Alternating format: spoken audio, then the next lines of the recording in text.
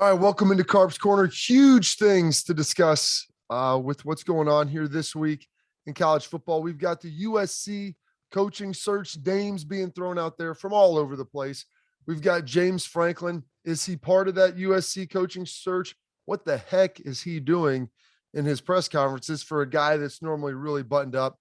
Tom Brady's 600th touchdown game ball, the exchange of that, how that all went down, and maybe should the gentleman have gotten more, and arguably one of the best slates of college football games that you are going to find is all taking place this week.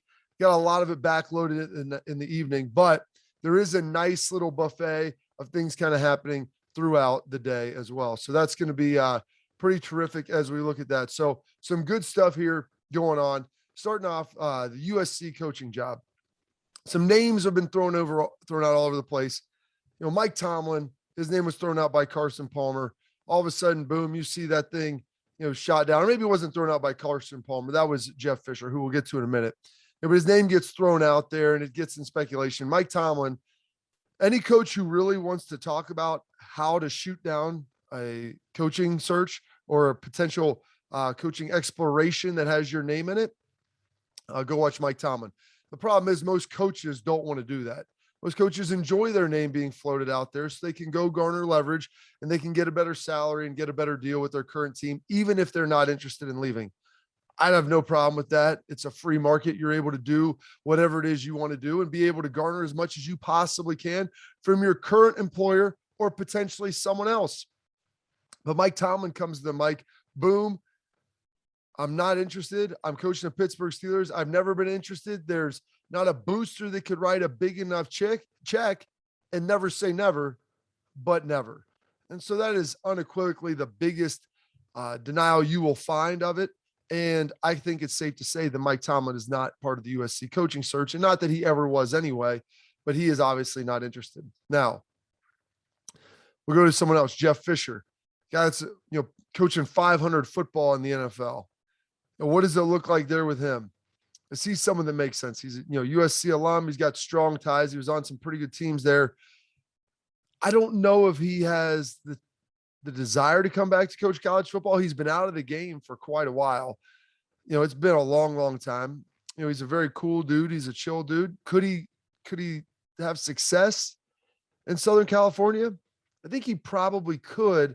I don't know if he's the best fit though. He's a little bit older. Recruiting is tough. And right now, and Jeff Fisher, honestly, I think he has a pretty good personality to handle a lot of this. But right now, coaching college football, I mean, recruiting is everything. But then you also have NIL. You're in LA. You have transfer portal stuff. You're dealing with very young men. Jeff liked to have veteran teams. He could handle a lot of different people. Well, this is asking a lot of anyone to be able to go out there and be able to handle something like that. I don't know if Jeff Fisher and his sweet little hang time is up to the challenge. He did a great job in Tennessee, did some good things there. Never really got the Rams turned around to where you probably liked them, but they built a good roster. And then you saw what Sean McVay has done with that. And then the last piece, James Franklin, bringing him in. Could he be a possible option out there? I think he's probably the most likely option. He's a Pennsylvania guy, but for everything that I've heard, I don't think his wife really loves living in Happy Valley. That's why I probably don't think he's really tied in with Baton Rouge all that much. Those are smaller college towns. He strikes me as more of the big city, the bright lights, the flashy guy. And the rumor is, and maybe it's probably the worst kept secret, is that's kind of what his wife, I think, wants as well. And so I think James Franklin, Captain Slick, would play really, really well out in LA. Does a great job with his delivery. He does a great job recruiting, has a phenomenal class coming into Penn State. I think he would do a really good job keeping West Coast kids on the West Coast. And you always see him buttoned up and very composed. He's walking sound bites one after another. He famously said, back when he was coming, maybe he was at Vanderbilt. You haven't heard him talk that much about it lately, but he only hired coaches with good looking wives because, if they can't recruit for themselves, how are they supposed to be able to recruit for the school? A little tongue in cheek. I found it kind of funny. I think the Big Ten would hurt losing him, but I think he may have topped out and hit his ceiling at Penn State with what he's able to do. However, why do I think that he's probably interested? He just hired mega agent from CAA They call him the big fish, Jimmy Sexton. And for those of you who aren't really familiar in the college football coaching world, Jimmy Sexton represents a lot of coaches, represents a ton of NFL guys. He used to represent Jason Witten. Uh, uh, you know, he represented Philip Fulmer at Tennessee. He's represented a lot of guys, throughout the years and in the NFL. But what people don't notice that he's done is he's one of the biggest college football agents you're going to find. And he's done a ton of work in the SEC. And so by James Franklin hiring him, to me, that signals that, hey, I'm serious about this. Jimmy's as tied in as anybody you're going to find. He'll be able to reach out to people. He'll be able to have those off the record backroom conversations, and he is going to garner the highest amount of dollars that you will be able to find. He will be able to find the best fit in the best situation and play people off of each other. He's done it for a million people. He represents Nick Saban, for heaven's sakes. Nick Saban's no nonsense, and Nick Saban's also paid an awful lot. There's been times where Jimmy Sexton's represented about 3/4 of the SEC.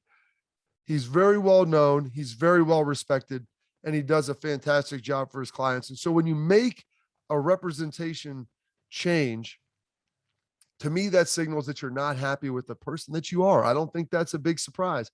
Why are you not happy? Well, you got a good deal at Penn State. Everything seems to be going well. If you're making the change there, it's probably because you're looking to go somewhere else and you want to have someone else who's maybe tied in. The big fish, Jimmy Sexton of CAA, lock that in. And remember that that's a big part of it. And I think that's the precursor to him going to USC. Like I said, Jimmy does a ton of work in the SEC. Wouldn't surprise me if potentially there's some links with Franklin down to potentially LSU, but I don't see that as a natural fit for him. And I think that Jimmy's probably working on getting him going to Southern California at USC. Full disclosure, Jimmy Sexton was my agent as well. So I know the sandbox he plays in and who he's talking to and how his ability to get things done and do it at a really, really high level. The guy is very good. One of, if not the best in the business. And then James Franklin, though, in his press conference, got to touch on this. Talking about sound bites, when you asked about coaching, we're just trying to get ready for Illinois this week. I think he said it twice. It was kind of like repeat mode, threw it in there. Talked about getting ready to go play at the Big House, which Big House is in Michigan. That's where, and then in Ann Arbor, that's where Michigan plays. We're playing Ohio State this week. It's called the Shoe in Columbus, Ohio. And for the record, Penn State isn't even going to Michigan this year. I believe they're coming to Happy Valley. So he won't unfortunately be at the Big House. But I think this is the last time Ohio State sees James Franklin in the Horseshoe as the coach of Penn State. And he seemed a little rattled.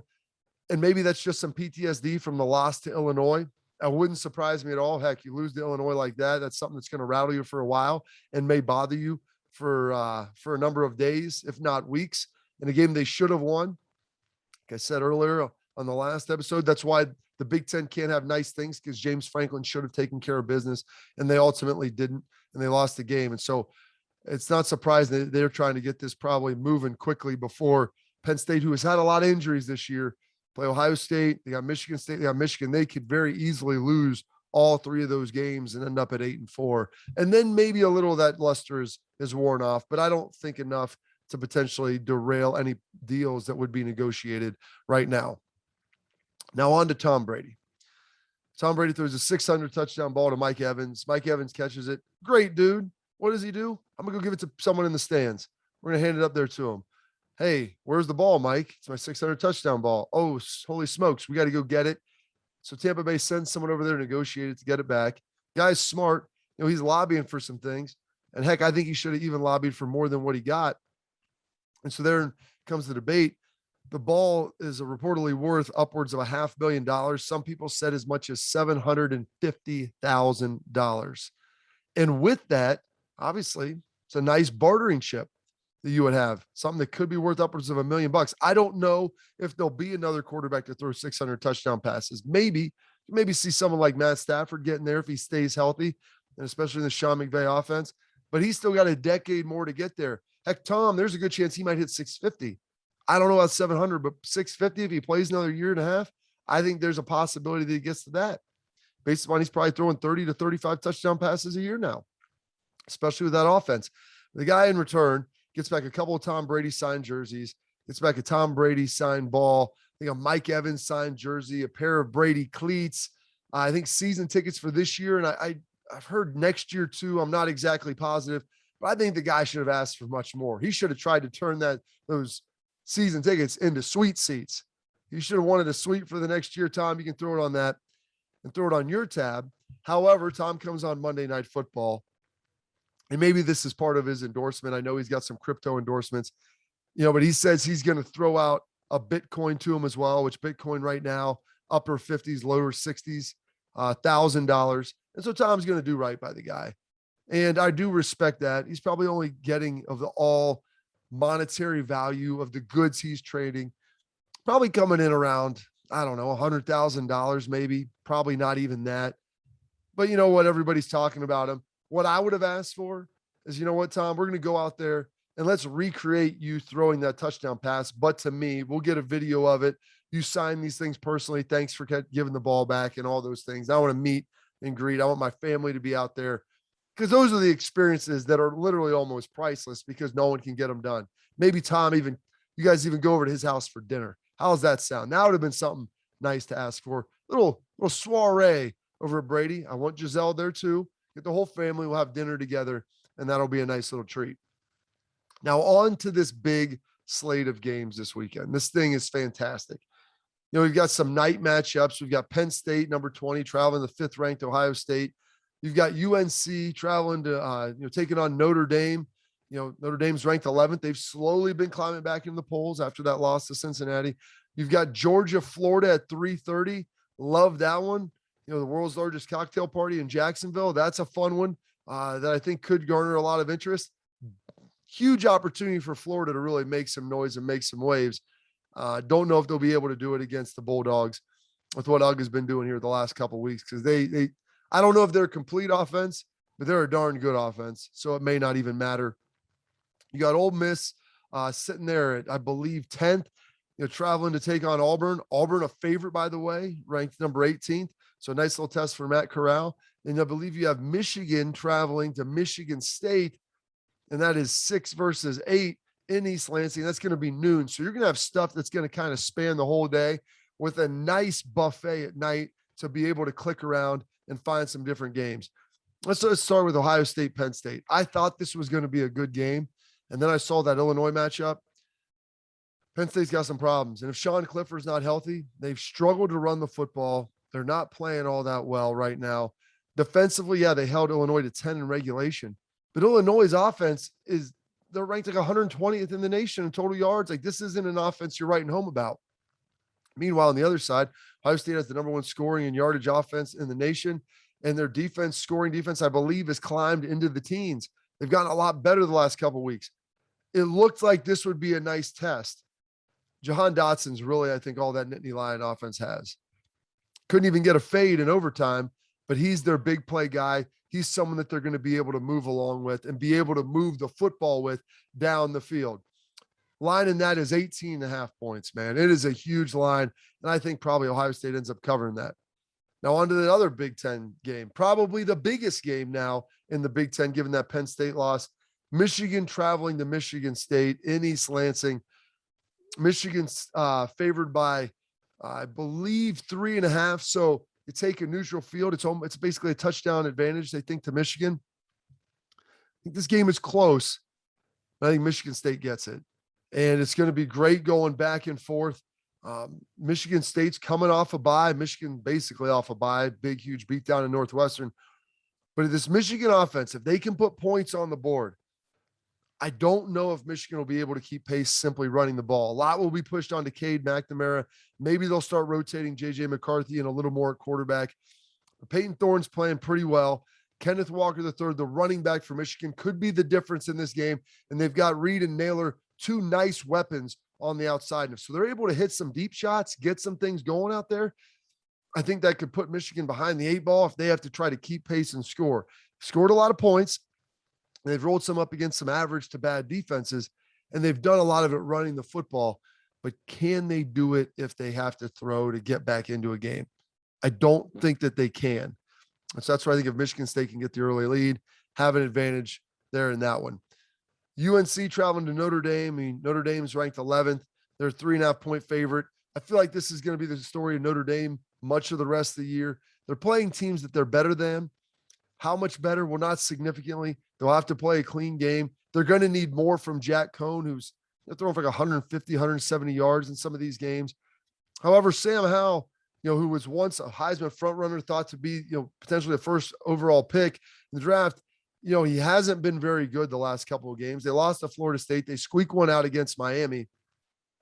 I think Notre Dame wins this. 3.5 sounds about right. I could see it being a field goal, very similar to Virginia Tech, with everything that has transpired for the Irish. But I think that they win a lot of these close games. Brian Kelly does a good job getting his teams ready to go. And it just seems like they're in a situation where they're outside of that top tier, somewhere in that second tier. They probably win 10 games, possibly 11, but they win a lot of these close ones. Georgia, Florida, world's largest cocktail party. Jacksonville, Florida, game will be played. 14.5-point dogs are Florida. I don't know if they can stop this Bulldog rushing attack. I like to think that they could slow it down. Kentucky did 4.5, but couldn't really do it over the long term. I think Florida probably has a better offense than Kentucky, a little more explosive. Emory Jones, Richardson, rotating those guys. They had a shootout with LSU. They came up short, but they did put a lot of points on the board. That's something that we've seen anyone fail to do against Georgia. Heck, Kentucky basically added a whole point and change to Georgia's top-ranked scoring defense. They were averaging like 5 points and change a game, now up to 6.6, simply because Kentucky scored 14. And so you have to get creative on drives. I don't know if they're disciplined enough at the quarterback position because you can't turn the ball over. Will Levis did a pretty good job for a half with Kentucky, trying to take on Georgia. They just ran out of steam. Florida has more players, but I don't know if they'll be as disciplined, and I don't know if the defense will be able to hold up. They might be able to hold up longer than Kentucky's, but I don't know if they'll be able to get it there. 14.5 is a lot. I have a tendency to think that game will be a little tighter than that. Probably 10 points sounds a little better, but that's only if it's not a turnover fest from Jones and Richardson, which it could potentially be if they can't run it and Georgia starts scoring in a hurry, and all of a sudden you feel like the need to play catch up. We've watched those guys make some ill-advised throws in the past. Finally, one of the other nightcaps, we've got Ole Miss, 10th ranked, traveling to Auburn, Alabama to take on the Auburn Tigers, who believe the Auburn Tigers 2.5-point favorites in this, which is crazy to think. But Bo Nix has played well against Arkansas, 21 of 26, almost 300 yards, 2 touchdowns. He did throw the pick. Auburn's defense is one of the better defenses Ole Miss has played. They're giving up less than 20 a game, about 19-7. I think this is a great opportunity, for Auburn to potentially, make some noise, be able to have some buzz. Matt Corral, we know how good he is. This is a nice defensive test. If Bo Nix plays well, I think it'll be a decent little game going back and forth. But this Auburn defense will be a nice test for Matt Corral. He might be the guy who's the most likely to win the Heisman Trophy. He's got a lot of stats. Heisman moments. I think he needs some big signature wins. This would be a big stage. It's a night game against a pretty good defense and a respected team in Auburn. And so I think this would give him some nice Heisman credit and be able to put that in the bank moving forward if he wants to try to be able to make that big push and make it all the way to New York City. So there's a lot of things swirling, but this huge slate of games, Penn State at Ohio State, Michigan and Michigan State, UNC Notre Dame, Georgia at Florida, Ole Miss at Auburn. Sounds pretty good to me. Sounds like a nice buffet. Can't wait to dive into on Saturday. Can't wait to talk to you about it as well next week as we kind of analyze that.